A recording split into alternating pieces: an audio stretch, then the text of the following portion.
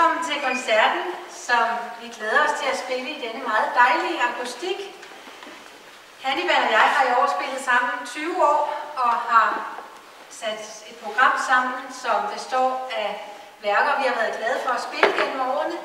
Og vi starter i barokken med en sonate af Johann Sebastian Bach i 4 satser for altblokfløjte og basso continuo. Basso continuo var barokkens ord for becifret bas. Det vil sige, at komponisterne skrev en melodilinje og så bare en enkelt basmelodi, som de forsynede med tal. Og så var det op til den, der spillede akkordinstrumentet og udfylde med de rigtige akkorder, improvisere lidt, svare lidt på, hvad der skete i solostemmen osv. Continuo-stemmen kunne spilles af mange forskellige ting. Man kunne dele som opgaven, man kunne have så meget som både en cello, en bas og en fagot, der spillede selve melodien, og så et cembalo og et orgel og op til flere lutter, der spillede akkorder.